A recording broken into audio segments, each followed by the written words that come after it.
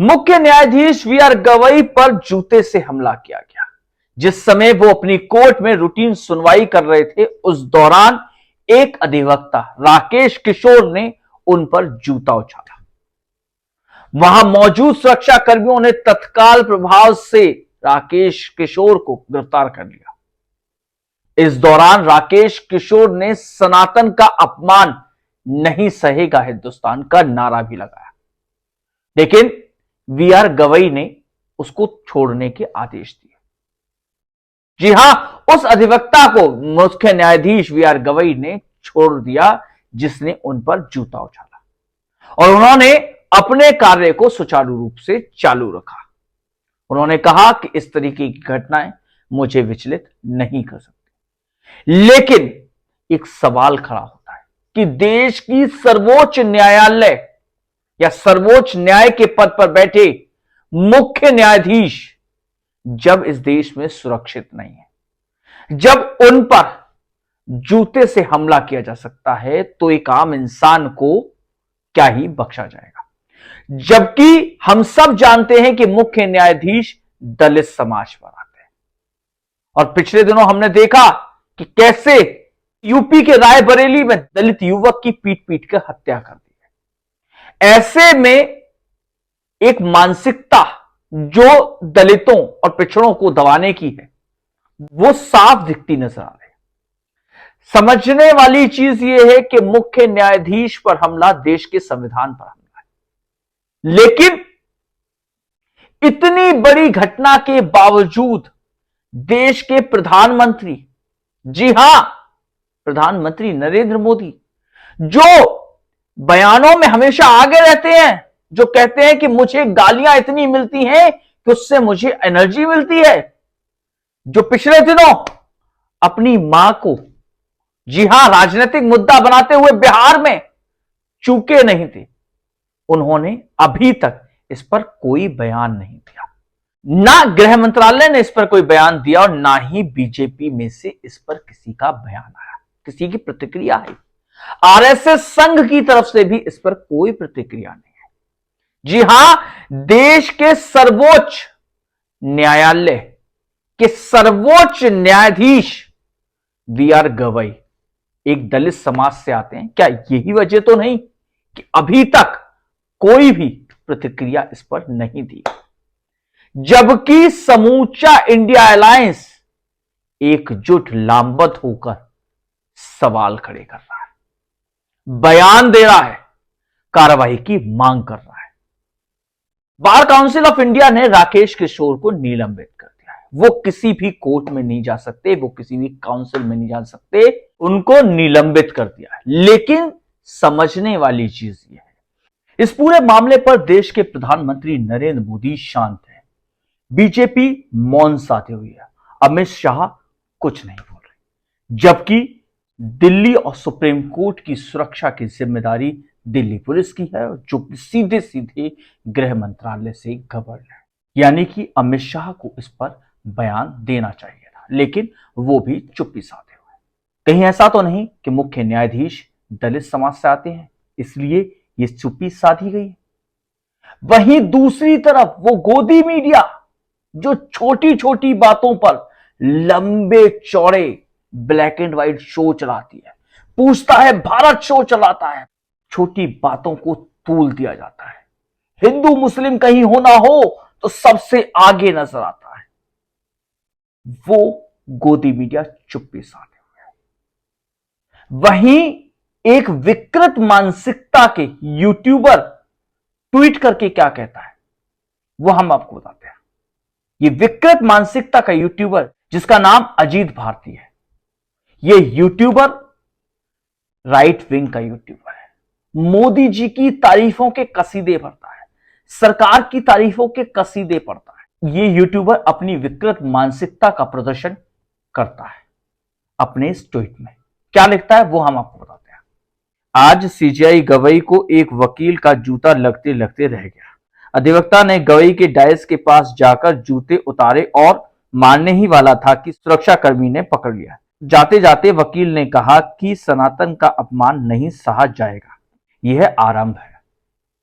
तो क्या ये बात जो ये विकृत मानसिकता का यूट्यूबर कह रहा है कि ये तो अभी शुरुआत है, आगे क्या वो लिखता है वो हम आपको बताते हैं।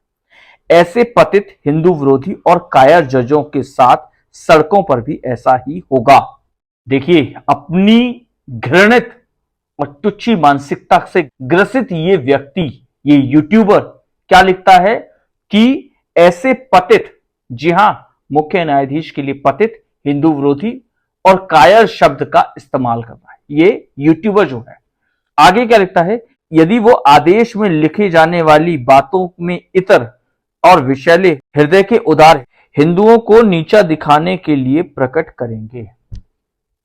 यानी कि ये यूट्यूबर अपने ट्वीट के माध्यम से न सिर्फ इसका समर्थन करता है, इस घटनाक्रम का समर्थन करता है, बल्कि मुख्य न्यायाधीश वी आर गवई को चेतावनी देता है कि यदि उन्होंने अपने आदेशों में, अपने जो आदेश हैं उनको यदि ऐसे विकृत मानसिकता वाले लोगों के हिसाब से नहीं दिया तो उनको सड़कों पर भी जूते मारे। यानी कि इस पर कार्रवाई होनी चाहिए थी, लेकिन अभी तक इस व्यक्ति पर भी कोई कार्रवाई नहीं हुई है। वहीं दूसरी तरफ इंडिया अलायंस इस पूरे मामले पर लामबंद है, एकजुट नजर आ रहा है। प्रियंका गांधी हो, सोनिया गांधी हो, मल्लिकार्जुन खड़गे हो, अखिलेश यादव हो, स्टैलिन हो, सभी ट्वीट कर एक्स पे पोस्ट कर सवाल खड़े कर रहे हैं, सवाल खड़े कर रहे हैं, लगातार सवाल पूछ रहे हैं। वहीं कांग्रेस नेता सुरेंद्र राजपूत ने क्या कहा वो आपको बताते हैं। सुरेंद्र राजपूत ने गृह मंत्रालय और दिल्ली पुलिस कमिश्नर को टैग करके ट्वीट किया और उन्होंने सवाल पूछा कि सुप्रीम कोर्ट की सुरक्षा की जिम्मेदारी गृह मंत्रालय की है और दिल्ली पुलिस की, तो आखिर सुरक्षा में इतनी बड़ी चूक क्यों हुई और इस पर अब तक कोई कार्रवाई क्यों नहीं हुई, ये सवाल सुरेंद्र राजपूत पूछ रहे हैं, कांग्रेस नेता। तो देखिए क्या कहते हैं। तो समझने वाली चीज ये है, सुरेंद्र राजपूत जो सवाल उठा रहे हैं वो कितने लाजमी है। आखिर गृह मंत्रालय या पुलिस की तरफ से अभी तक कोई सख्त कार्रवाई क्यों नहीं की। वहीं अखिलेश यादव क्या ट्वीट करते हैं वो भी हम आपको बताते हैं। अखिलेश यादव ने इस पूरे मामले को पीडीए से जोड़ दिया है। ऐसे लोगों के हाथ में जाकर जूता भी अपमानित महसूस करता है। पीडीए समाज का अपमान करने वाले ऐसे असभ्य लोग दरअसल अपने दम और अहंकार के मारे होते हैं। इनकी प्रभुत्ववादी सोच नफरत को जन्म देती है, जो देश के सर्वोच्च न्यायिक पद पर बैठे व्यक्ति के लिए जितनी होती है उतनी ही समाज के सबसे कमजोर अंतिम वर्ग के व्यक्ति के लिए भी। ऐसे लोग वर्चस्ववाद की बीमारी से घोर ग्रसित होते हैं। हम इसलिए कहते हैं कि पीडीए का मतलब पीड़ित, दुखी और अपमानित है। पीडीए समाज की उदारता और भलमनसात 5000 वर्षों से ऐसे लोगों को माफ करती आई है, लेकिन इस हद तक अपमान के बाद पीडीए समाज अब और नहीं सहेगा।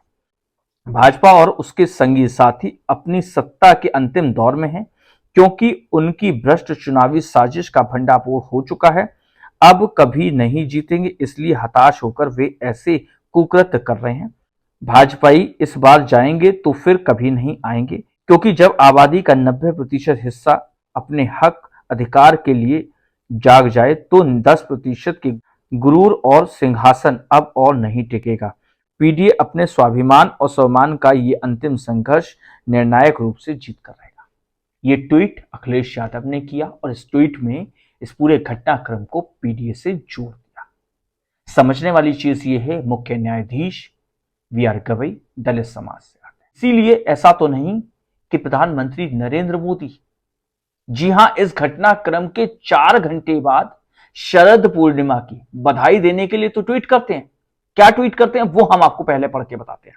देश भर में मेरे परिवारजनों को शरद पूर्णिमा की हार्दिक शुभकामनाएं। यह पावन अवसर आप सभी के लिए संपन्नता, प्रसन्नता और उत्तम स्वास्थ्य लेकर आए। मां लक्ष्मी और चंद्रदेव की कृपा से आप सबका कल्याण हो, यही कामना है। ये ट्वीट प्रधानमंत्री इस घटना के 4 घंटे बाद करते हैं, लेकिन प्रधानमंत्री वी आर गवई पर हुए हमले की को ना तो कोई निंदा करते हैं, ना ही इस बारे में कोई कार्रवाई की बात करते हैं। मतलब इस पूरे घटनाक्रम से वो अपने आप को अनभिज्ञ समझता। समझने वाली चीज ये है, प्रधानमंत्री चुप हैं, गृह मंत्री चुप हैं, आरएसएस चुप है और पूरे बीजेपी चुप है। लेकिन विदेश में जाके राहुल गांधी ने जो बयान दिया ना, उस पर सभी एक्टिव हैं।